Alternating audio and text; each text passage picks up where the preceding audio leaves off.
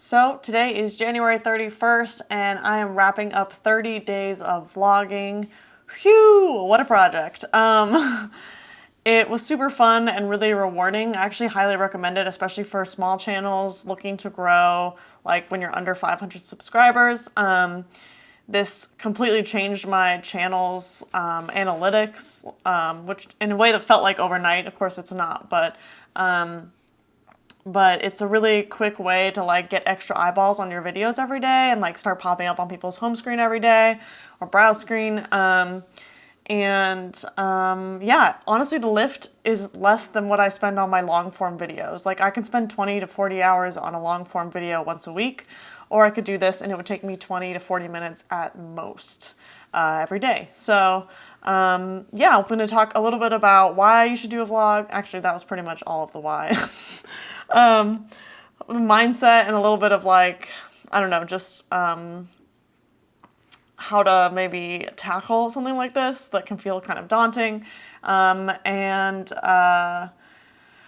Lastly, my post-production workflow. I'm going to go over and show you guys exactly how I got these edited in like 10 minutes or less, depending on how long I talked for in the vlog. So yeah, we'll go ahead and dive into it. So, as I kind of already said, like the main reasons for doing a vlog, well, there's a few. So one, I really wanted to get more comfortable on camera, and this helped significantly. Like even the way I'm filming this is completely different than I would have gone through so much setup to film this intro and like this little video. Like I would have gone through so much more setup to do this 30 days ago than I would now because I learned not to give a shit about my background, my dog wanting out, she just pottied. She's fine, just FYI. But I'll let her out anyways, fuck it. Okay, go pig. I did this every day in the vlog. Okay. So, yeah, like it taught me a lot about how to relax on camera, how to kind of care less about the details and perfectionism that I can fall into, and how to be more in progress, more raw and vulnerable, and not polish everything so neatly on my YouTube and let YouTube be a place for in process thoughts and feelings and learnings, and like letting the audience learn and go with me on this journey instead of being like, I have all the answers, here they are, and trying to make myself look perfect. And it was really freeing in a lot of ways. So highly recommend it, that from that kind of internal perspective. And then I also found that a few things that really helped me mindset wise was having a container for this to happen in. So for me, it was 31 days. It was the month of January. And that kind of made it more sustainable because I knew it wasn't going to be forever. And then I made sure I was clear with myself. One, that I just wasn't going to miss. Like it was kind of just like, if it was like 11:59, I was still going to make one. You know what I mean? And even if that came down to me recording it on my phone and uploading it on YouTube Studio, that I would do that. Because the point of the vlog was not for the vlog itself to be perfect. It was for me to show up every day on camera and post and have that kind of accountability with my audience and with myself. And for building self-trust, it was amazing. Like I really am kind of amazed that not only did I not miss a day, I did like the full little process every day. So, cat coming through. Hi, Stinker. So, yeah, I would say give yourself a time frame, set your mindset right, like, and do it with something where you kind of need the accountability. Like, I don't really want to wake up at 5 a.m. every day, but if I have to post every day, it will help me. And that could be the trick as well, because I definitely found that I felt like there were enough people watching, which for me was about 60 people every day, that if I didn't post, they were going to be like, where you at?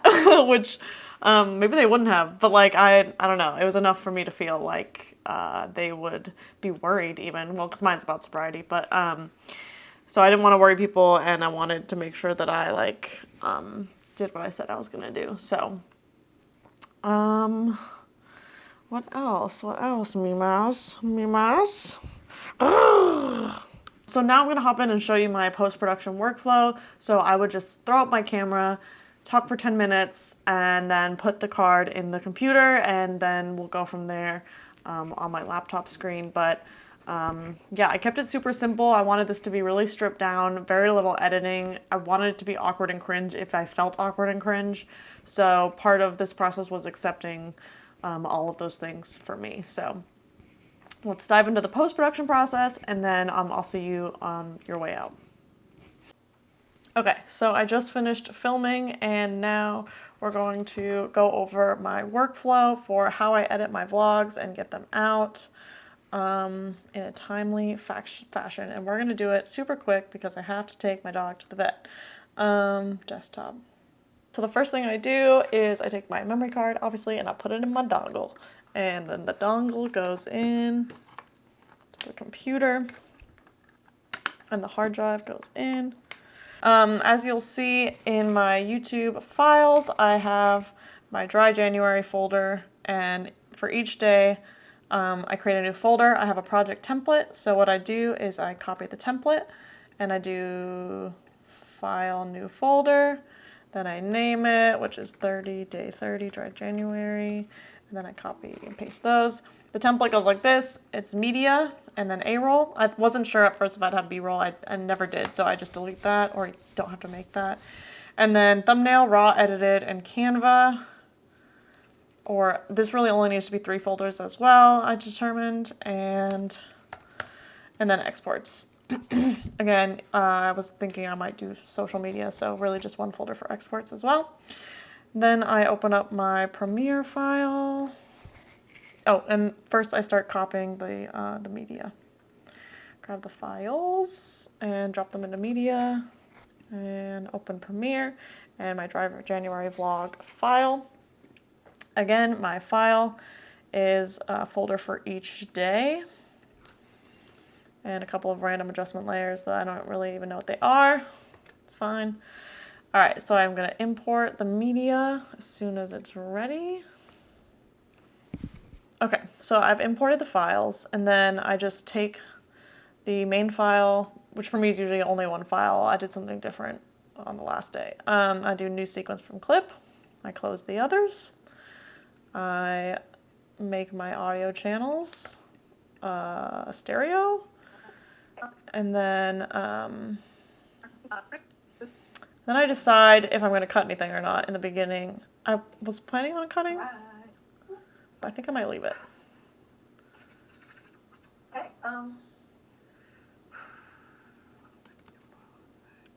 But I would just take this here, and I would export it.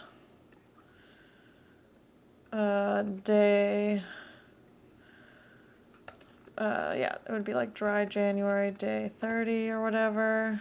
Exports, and I would make sure it's in the right folder. Send it to Media Encoder, and then while that's going, I pull my thumbnails. And for this vlog, I just did that from the video. So I would look for I would just kind of scrub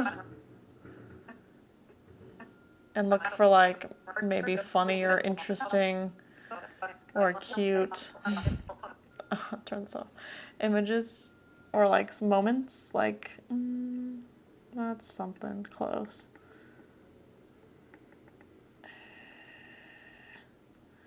Sometimes it was harder than others. Like, I also try skipping around because sometimes you just find something funny or interesting that way. That's a good one. All right. So I would go export frame, and I would put these in thumbnail raw, and I would do like a few. So let's look. So I had one that was a smile. Why am I'm looking down a lot. I noticed that it's better if I look into the lens more, but I'm not very good at that always. What about this little prayer pose I did here. Here, we'll throw that in there. And once you've done one, oh, that's nice. Honestly, the beginnings and the ends are sometimes the best for finding. And I did find that if I'm in the middle of saying a word, it's kind of better to not do those. Okay, so now I've got 4 that I kind of like. I'll close Premiere. This is still exporting.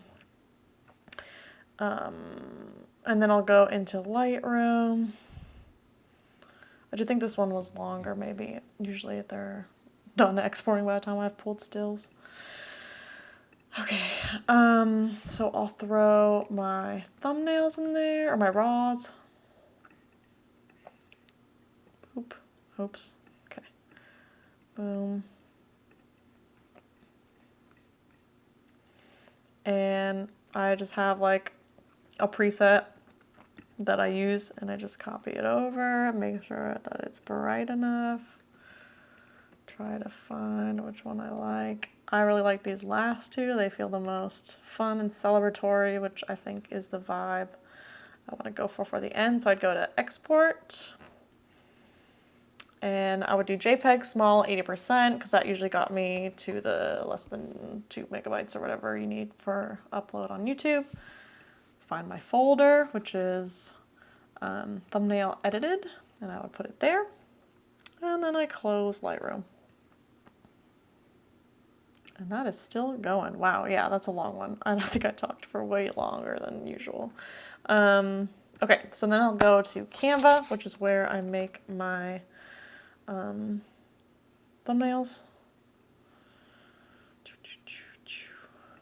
Thumbnails. And I go to the bottom. Okay, and then I duplicate the last one, delete the top layer. Basically what we're creating, oops, here, layers, is a image of me with the background taken out, the text, and then the image of me. And this is an extra, we don't need that. Delete. So I will delete the top layer. I'll upload my new images.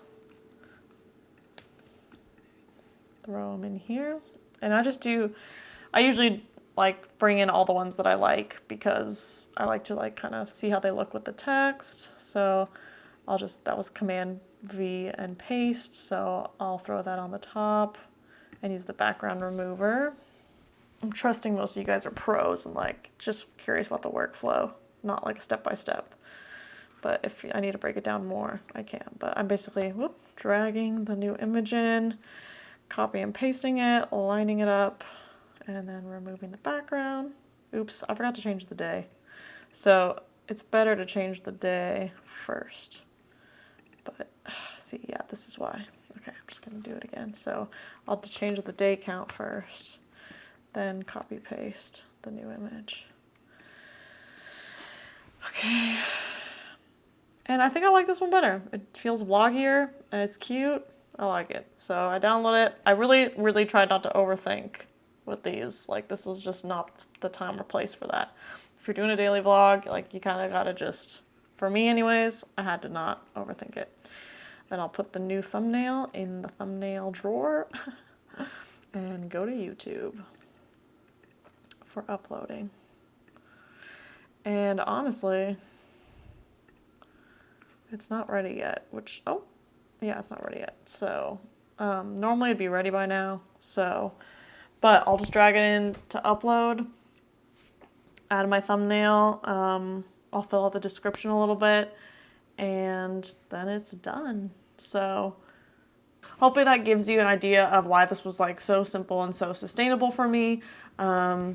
I've got to say, like, doing this every day was kind of game-changing for my channel and for me as a creator. Like, I don't think I'll make stuff the same way, and I think that's a good thing. Like, I feel like I could just throw up a camera like this and feel so much more comfortable letting it be imperfect, and I feel like I can talk to the camera in a way that I couldn't before.